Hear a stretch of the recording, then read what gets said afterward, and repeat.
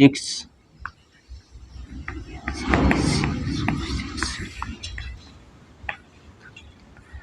Physics का पहला chapter शुरू करने वाले हैं और सबसे पहला टॉपिक है हमारा वैद्युत आवेश। सबसे पहला टॉपिक क्या है? वैद्युत आवेश। वैद्युत आवेश, इलेक्ट्रिक चार्ज।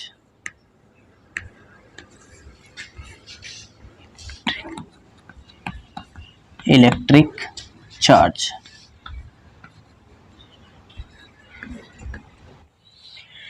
देखिए आज हम पढ़ने वाले हैं सबसे पहला टॉपिक 12th क्लास की फिजिक्स का वैद्युत आवेश, इलेक्ट्रिक चार्ज। सारी कहानी इलेक्ट्रिक चार्ज के ऊपर है। अब इसकी उत्पत्ति कहाँ से हुई, कहाँ से जो है आदमी के दिमाग में आया कि चार्ज भी कोई चीज होती है। सबसे पहले क्या था, एक बेंजामिन फ्रैंकलिन नाम के साइंटिस्ट थे, वो पतंग उड़ा रहे थे। पतंग बड़ी बड़ी होती थी, अमेरिका में बहुत बड़ी बड़ी कपड़े की पतंगें उड़ाई जाती थी, प्रतियोगिता होती थी। तो उड़ते उड़ते क्या हुआ, उनकी पतंग जो है मौसम खराब हुआ तो बादलों के संपर्क में चली गई। जब बादलों का घर्षण पतंग के साथ हुआ तो उनकी जो डोर थी उसमें करंट सा महसूस हुआ, हल्का सा झटका सा लगा। तभी से उनके दिमाग में आया कि यार कुछ ना कुछ चीज तो हुई है वहां पे। तो इसका मतलब क्या हुआ, घर्षण से चार्ज उत्पन्न हुआ और चार्ज उनके हाथ तक आ गया। वहीं से उन्होंने रिसर्च शुरू कर दी। तो रिसर्च होते होते बहुत सारी थ्योरी है इसके बारे में। कुछ लोग ये कहते हैं कि बाद में उन्होंने क्या किया, जो है कांच की जो है दो नली ली, इस तरह के कांच के दो पाइप लिए और ये जो है बिल्ली के बालों पे रगड़े। कांच के दो पाइप लेके बिल्ली के बालों पे रगड़े।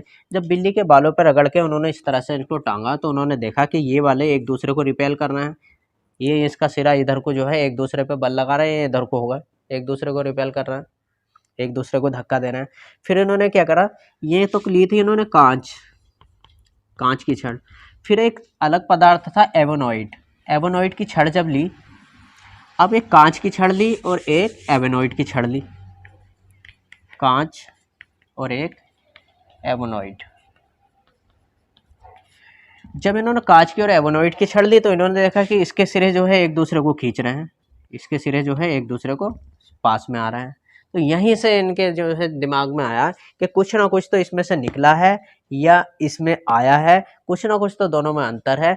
कि ये सेम सेम जब थी, कांच की थी तो एक दूसरे को रिपेल कर रही थी, मतलब धक्का दे रही थी, दूर भगा रही थी। और जब हमने अलग अलग पदार्थ लिए, ये एवेनॉइड के लिए तो और ये कांच के लिए, तो इसका मतलब ये जो दोनों जो है एक दूसरे को आकर्षित कर रहे हैं।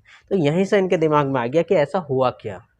अब जब थ्योरी बढ़ती चली गई तो पता ये चला, जब भी कभी वैद्युत आवेश जहां भी उत्पन्न होता है तो कहाँ से उत्पन्न होता है, घर्षण से उत्पन्न होता है। ठीक है। और थ्योरी बढ़ती चली गई, जब घर्षण होता है, जब दो चीजों में घर्षण होता है तो एक वस्तु के इलेक्ट्रॉन ऊर्जा प्राप्त करके, वायल ऊर्जा प्राप्त करके दूसरी वस्तु में चले जाते हैं, जिसके बावजूद पहली वस्तु पर प्लस चार्ज आ जाता है, दूसरी वस्तु पर माइनस चार्ज आ जाता है। ये थ्योरी हमारी क्रिएट हुई, समझ गए। जब दो चीज़ों में घर्षण होता है, तो एक वस्तु के इलेक्ट्रॉन वायल ऊर्जा प्राप्त करके दूसरी वस्तु में चले जाते हैं। तो जिस वस्तु से इलेक्ट्रॉन निकलते हैं, यहाँ कांच से निकले तो कांच पर प्लस का चार्ज आ जाता है और जिसके पास पहुंचते हैं उसमें माइनस का चार्ज बढ़ जाता है। एक से चार्ज एक दूसरे को क्या करते हैं, रिपेल करते हैं, धक्का देते हैं, और अलग अलग चार्ज क्या करते हैं, एक दूसरे को आकर्षित करते हैं। तो यहीं से चार्ज की थ्योरी क्रिएट होती है कि वैद्युत आवेश जो होता है दो तरह का होता है, धनात्मक और ऋणात्मक। धनात्मक और ऋणात्मक एक दूसरे को खींचते हैं और धनात्मक धनात्मक या ऋणात्मक ऋणात्मक एक दूसरे को प्रतिकर्षित करते हैं। ये क्लियर हो गया। तो वैद्युत आवेश क्या होता है, वैद्युत आवेश की परिभाषा लिख लीजिए। वैद्युत आवेश की परिभाषा लिख लीजिए, वस्तुओं का वह गुण जो वस्तुओं में वैद्युत आकर्षण बल या वैद्युत प्रतिकर्षण बल उत्पन्न करता है, वैद्युत आवेश कहलाता है। वैद्युत आवेश दो तरह के होते हैं, धनात्मक आवेश और ऋणात्मक आवेश। यह एक अदिश राशि है, यह एक अदिश राशि होती है, इसमें कोई डायरेक्शन नहीं होती।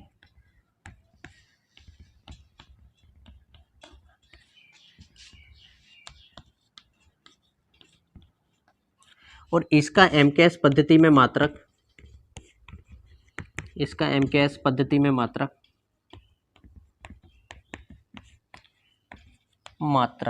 क्या होता है, कूलाम होता है। क्योंकि ये कूलाम नाम के साइंटिस्ट ने बताई थी, आगे रिसर्च करी थी, तो उन्होंने इसका मात्रक जो है कूलाम ही रख दिया था अपने नाम पे। ठीक है, इसे हम Q द्वारा प्रकट करते हैं और इसका सूत्र भी होता है Q बराबर Ne। ये आगे भी पढ़ेंगे, इलेक्ट्रॉन का आवेश का क्वांटिमीकरण सिद्धांत में इसे पढ़ेंगे, जहाँ पे n जो है इलेक्ट्रॉनों की संख्या है, जहाँ पर n इलेक्ट्रॉनों की संख्या,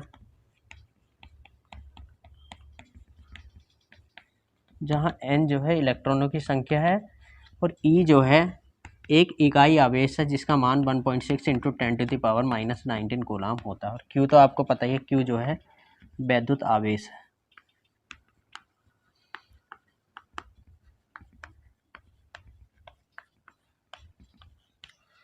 ठीक है, ये तो आप समझ गए होंगे, यह एक अदिश राशि है। एमकेएस पद्धति में इसका मात्रक कूलाम होता है। ये इसका सूत्र है Q बराबर Ne, जहाँ पे Q वैद्युत आवेश है, N इलेक्ट्रॉनों की संख्या है, E इकाई आवेश है जिसका मान 1.6 इंटू 10⁻⁻19 कूलाम होता है। अब इसके कुछ अलग मान भी होते हैं, इसके छोटे छोटे मात्रक होते हैं, वो हम पढ़ते हैं।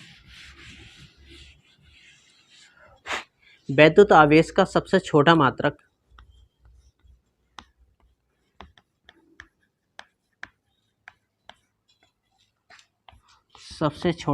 जो होता है, सबसे छोटा मात्रक ESU होता है। E.S.U ESU होता है।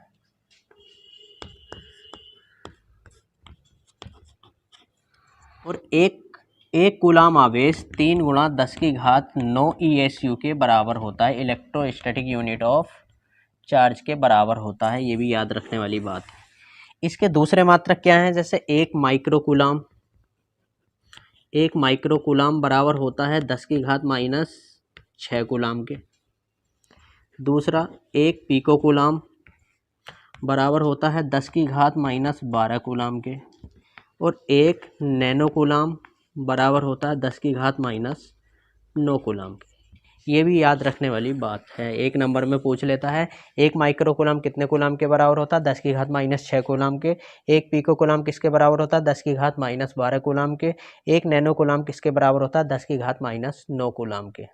ठीक है, और एक मिलीकूलाम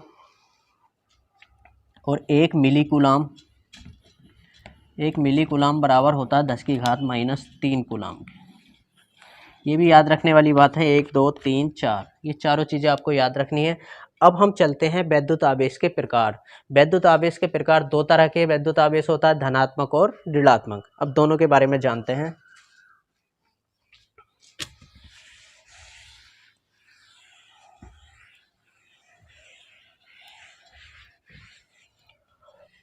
देखिए, अब हम पढ़ते हैं वैद्युत आवेश के प्रकार।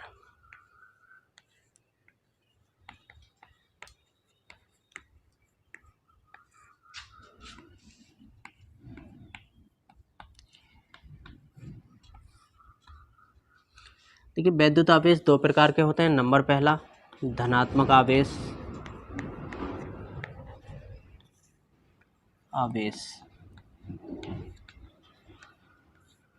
और नंबर दूसरा ऋणात्मक आवेश।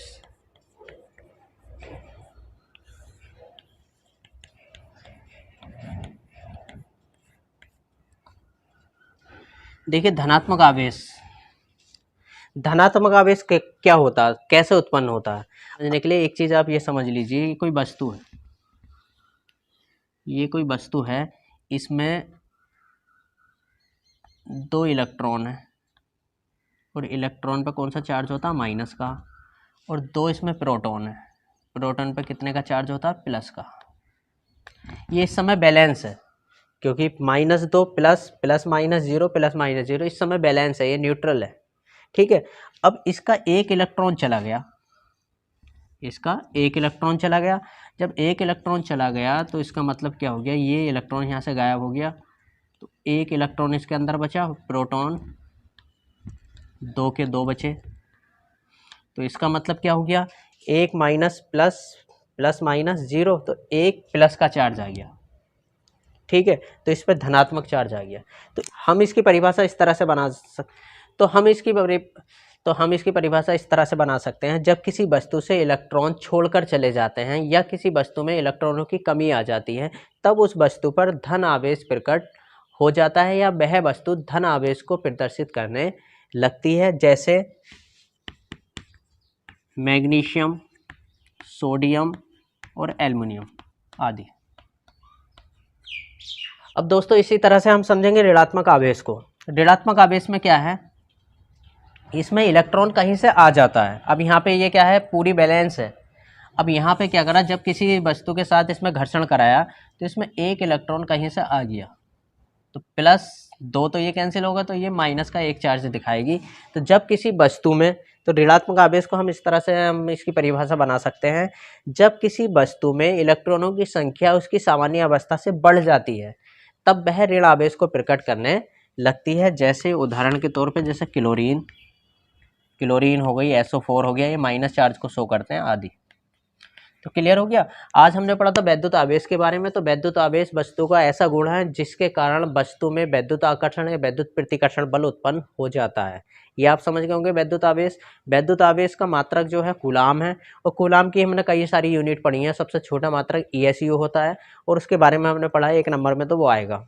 1 माइक्रो कूलाम किसके बराबर होता है, 1 नैनो कूलाम किसके बराबर होता है, मिली कूलाम किसके बराबर होता है। फिर हमने पढ़ा आवेश के प्रकार। आवेश 2 तरह का होता है, धनात्मक आवेश और ऋणात्मक आवेश।